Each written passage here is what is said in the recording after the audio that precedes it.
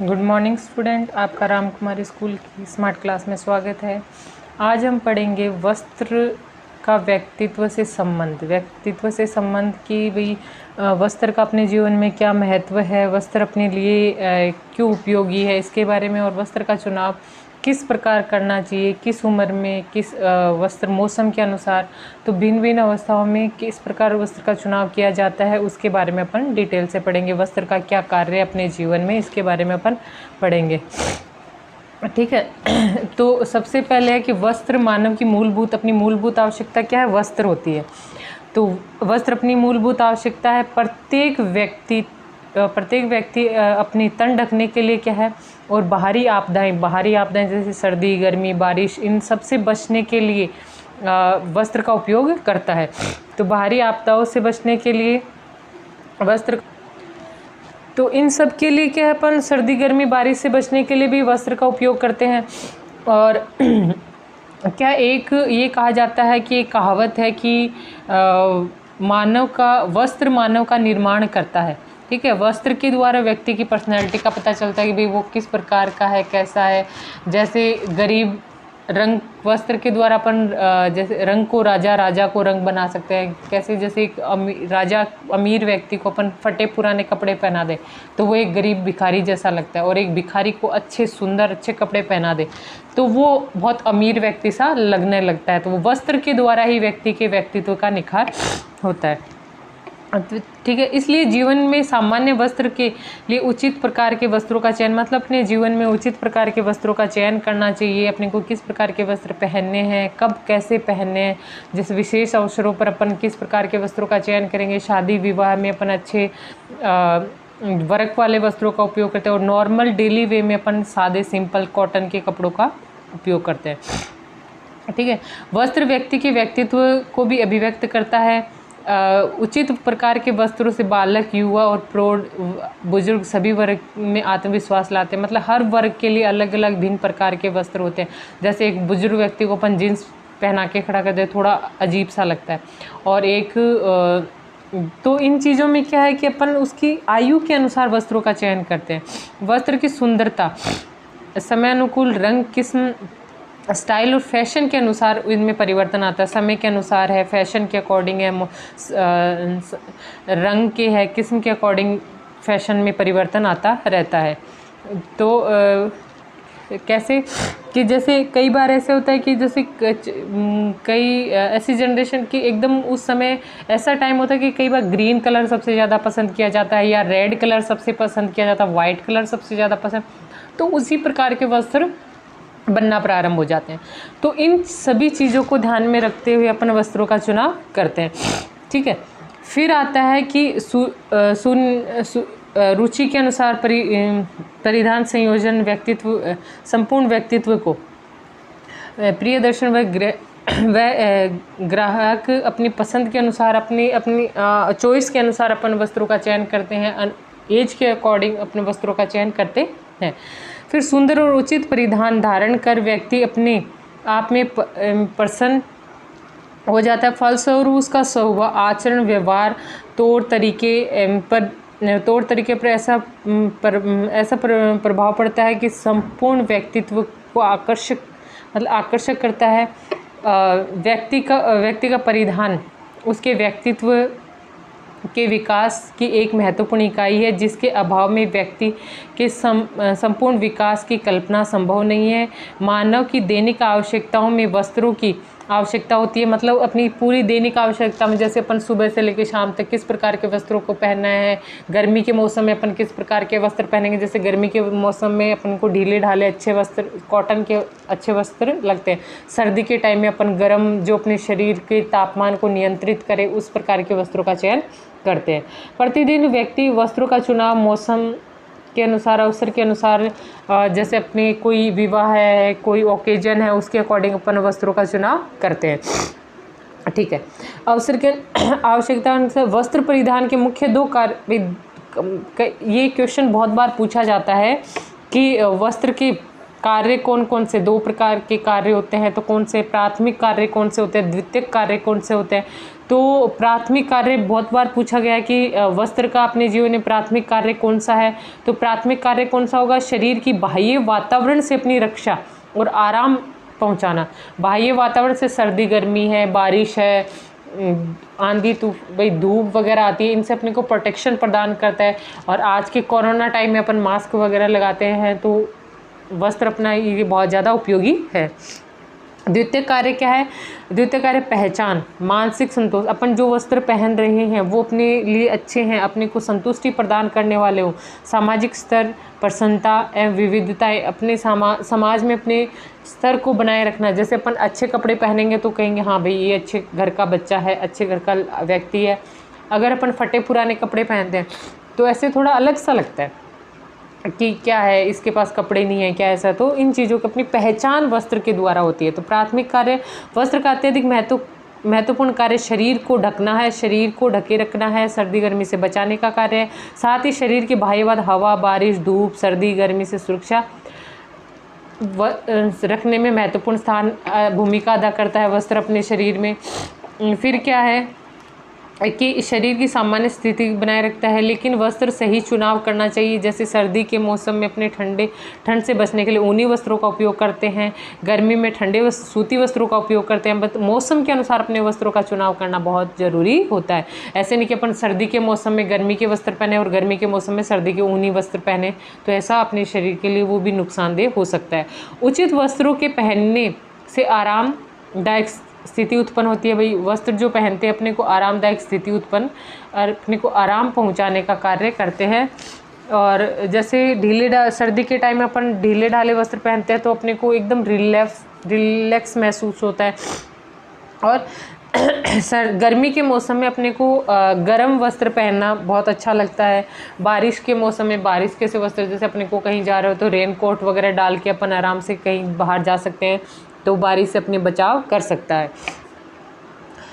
दैनिक कार्य में जैसे अपन विश्राम करते हैं तब बेडशीट वगैरह अपन कॉटन की बिछाते हैं, पिल्लो कवर वगैरह जो कॉटन के, अपन नहाते समय कॉटन के तौलियों का उपयोग करते हैं, ओढ़ने के लिए वस्त्रों का उपयोग करते हैं, कॉटन के वस्त्रों का उपयोग करते हैं, आदि के लिए भिन्न भिन्न वस्त्रों का उपयोग किया जाता है।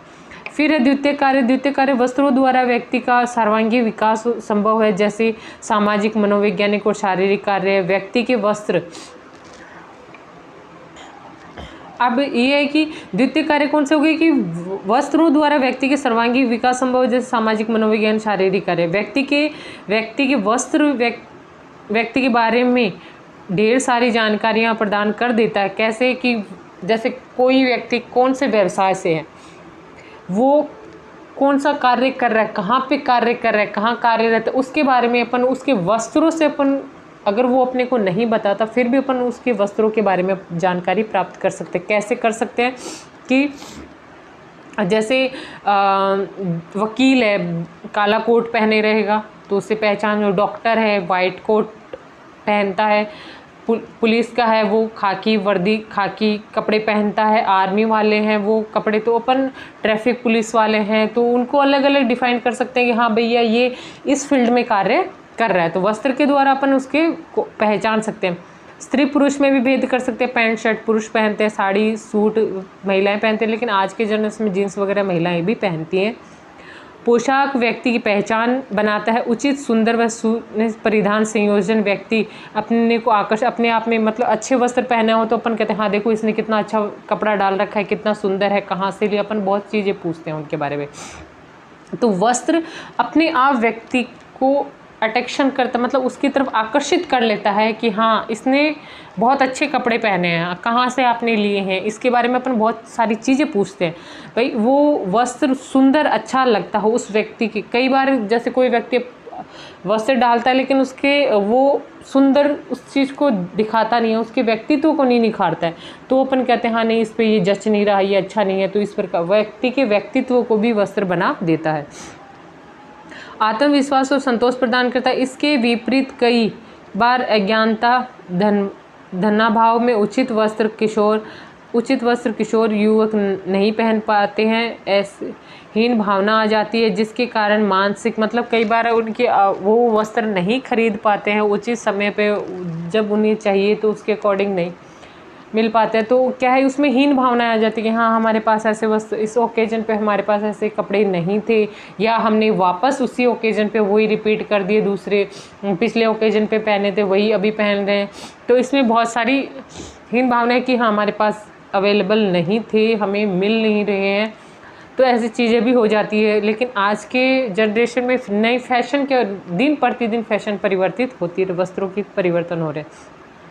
परिधान से समाज महत्व को नकारा नहीं जा सकता। वस्त्र के माध्यम से ही व्यक्ति के सामाजिक स्तर का ऊंचा, मतलब अच्छे कपड़े पहनता तो हाँ अच्छे घर का है, अच्छे समाज रेपुटेशन है, वो अच्छे उठता बैठता, अच्छा खाता, उसका लुक अच्छा लगता है, तथा समाज की प्रतिष्ठा भी वस्त्र बनाता है। फैशन के अनुरूप व्यक्तित्व के अनुकूल सुंदर स्टाइल वाले तथा अच्छे वस्त्र पहनने से मन को प्रसन्नता व संतोष मिलता है और व्यक्ति प्रसन्नता का पात्र बनता है। अच्छे वस्त्र पहनेगा तो लोग उसकी तारीफ करेंगे, हाँ इसने बहुत अच्छे वस्त्र डाल रखे हैं, इसने बहुत अच्छे वस्त्र पहने हैं, तो उसकी प्रसन्नता, उसकी अच्छी तारीफ होती है उस चीज़ में कि भाई हाँ इसने बहुत अच्छे स्टाइल के पहने हैं, मौसम अपनी जो ओकेजन है उसके अकॉर्डिंग पहने हैं, तो बहुत अच्छा फील होता है उस व्यक्ति को। समूची सुंदरता वस्त्र परिधान व्यक्ति के जीवन में परिवर्तन व विविधता ला देता है, मतलब उसके जीवन को परिवर्तित कर देता है, उसके व्यक्तित्व को निखार देता है। फिर है गहरे और चटक रंगों से उदास व्यक्ति का मन भी खुश होता है। मतलब कई बार अपन जैसे कोई व्यक्ति उदास है तो उनको गहरे चटक रंग पहनने चाहिए, तो उसका अपने आप आकर्षण, भाई कलर भी उसकी भावनाओं को व्यक्त कर देता है। जैसे अपन कई बार जैसे शौक में जाते तो वाइट या ब्लैक कलर के कपड़े पहनते हैं, तो वो उस चीज़ को व्यक्त करता है, अपन बहुत खुश होते तो अच्छे चटक रंग के कपड़े पहनते हैं। अतः ये कहना गलत नहीं होगा कि व्यक्तित्व आकर्षण व प्रभावशाली बनाने में वस्त्र की भूमिका महत्वपूर्ण, कि व्यक्ति के व्यक्तित्व को बनाने में क्या है, वस्त्र की भूमिका बहुत महत्वपूर्ण होती है, उसके व्यक्तित्व को निखारती है।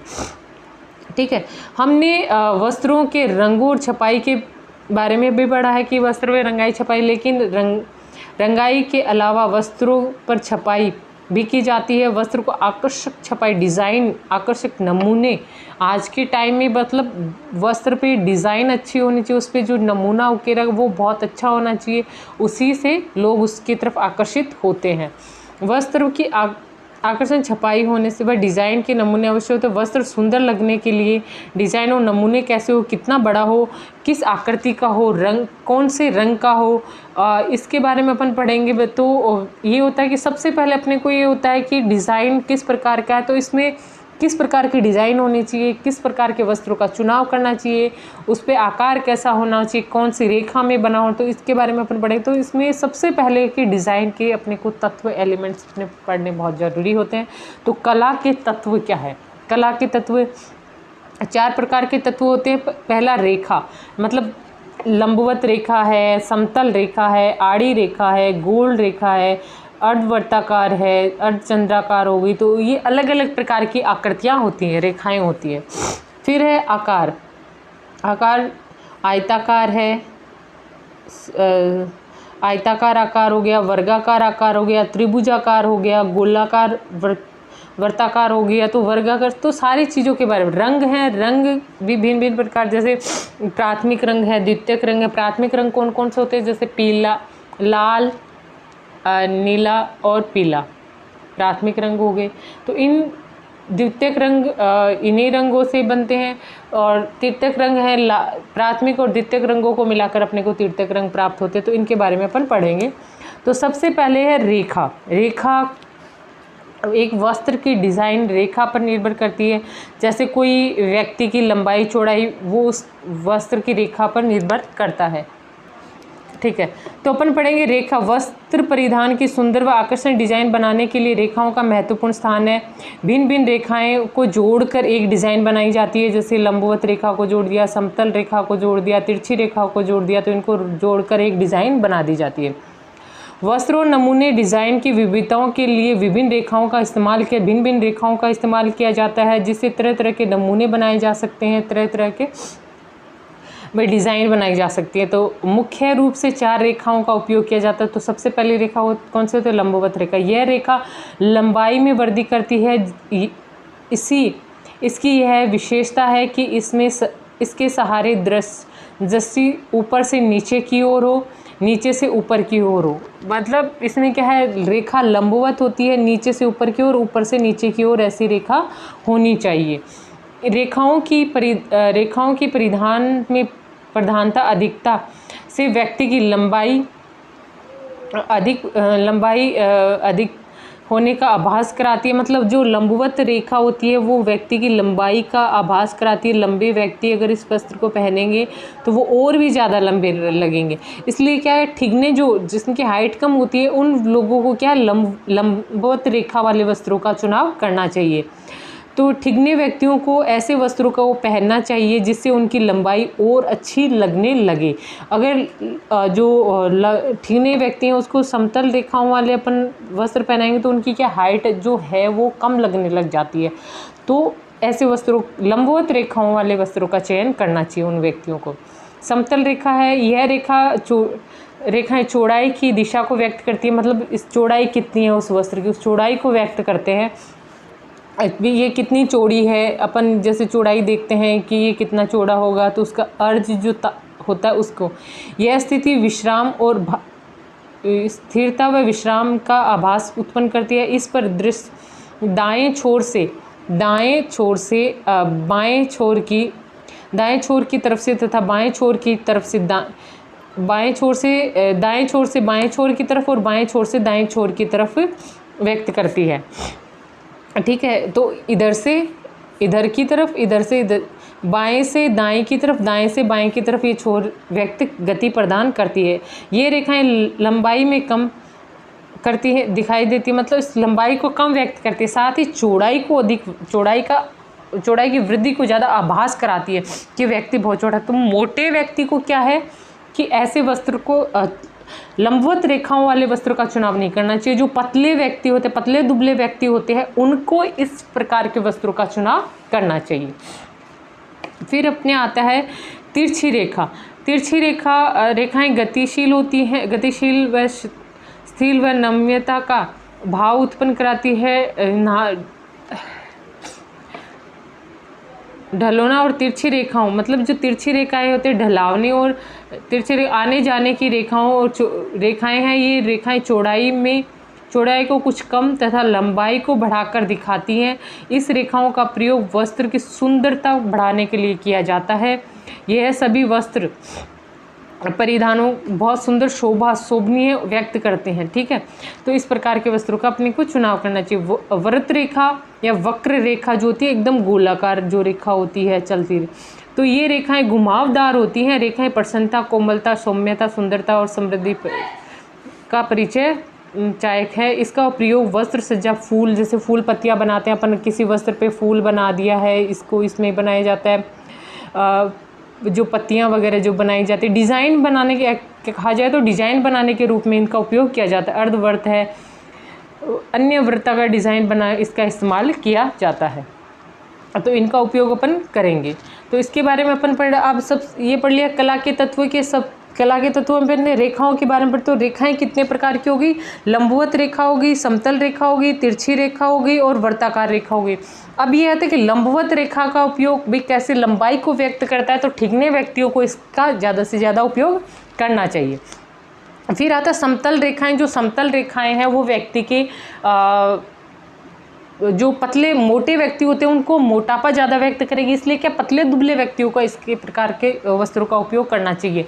तिरछी रेखाएं हैं जो चौड़ाई को तो कम व्यक्त करेंगी लेकिन लंबाई को अधिक व्यक्त करेंगी, तो इन वस्त्रों का अपने को उपयोग करना चाहिए। और वृत्ताकार है, एक फूल पत्तियां हैं, डिज़ाइन को बनाने में, जैसे किसी वस्त्र पर अपन कोई पैटर्न बनाते हैं, फूलों का है या कोई पत्तियों का पैटर्न जो बनाते हैं, उनके लिए इनका उपयोग किया जाता है। तो आज अपन ने कला के तत्वों में फर्स्ट पॉइंट पढ़ा है रेखाओं के बारे में, और अब अपन आगे इनके आकार है, रंग है, इनके बारे में पढ़ेंगे। धन्यवाद।